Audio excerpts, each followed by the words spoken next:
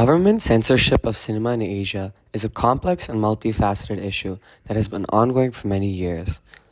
Governments in various countries across the region of Asia have implemented strict regulations on what can and cannot be shown on the big screen, often in the name of preserving cultural values, protecting national security, or maintaining social order.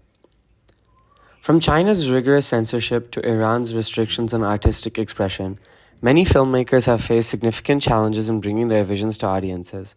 The impact of censorship on Asian cinema is far-reaching, affecting not only the content of individual films, but also the broader cultural and social discourse of the region. Censorship can stifle creative expression and limit artistic freedom, depriving audiences of diverse perspectives and critical discussions on sensitive social and political issues. At the same time, however, censorship can also inspire creative resistance and defiance, as filmmakers find innovative ways to push the boundaries of what is deemed acceptable or permissible by authorities. A simple example is the censorship of the movie The Blue and the Black in South Korea. The film, which was released in 2019, dealt with sensitive issues of the Gwangju Uprising, a pro-democracy movement that was brutally suppressed by the military in 1980.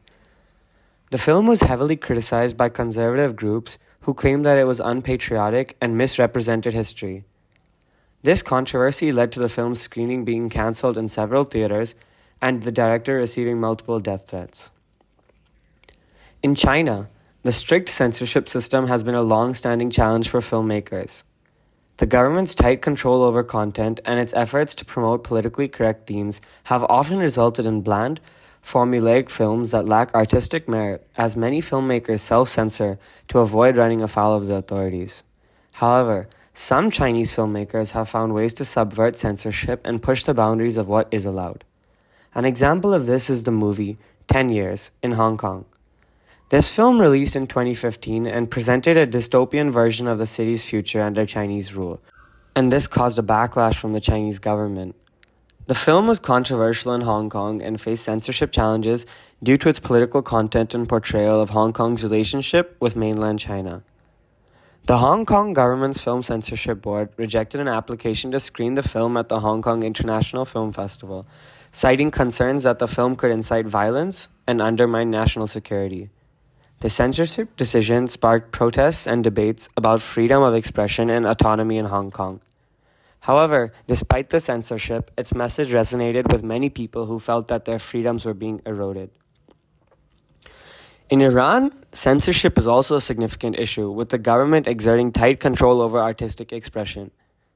Filmmakers who explore sensitive social and political issues or challenge the religious and cultural norms of the country often face heavy censorship problems.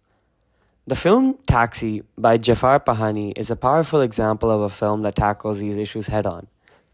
The film follows Panahi as he drives a taxi around Tehran and engages in conversations with passengers touching on issues such as censorship, women's rights, and political repression.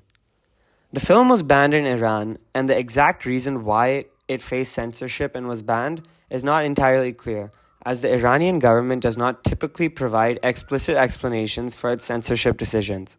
However, it is widely believed that the film's content and the fact that it was directed by Jafar Panahi, who has been subject to government persecution in the past, played a heavy role in the censorship decision.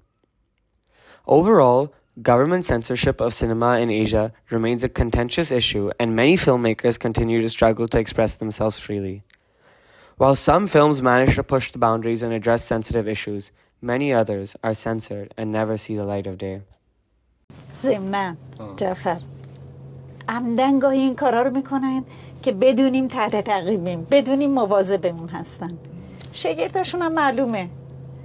اول یه پرونده سیاسی میبندن، جاسوس موساد، سیا، اینتلیجنس سرویس. بعد از توش یه پرونده اخلاقی هم در میاد. اینجا رو واسه آدم زندون میکنن.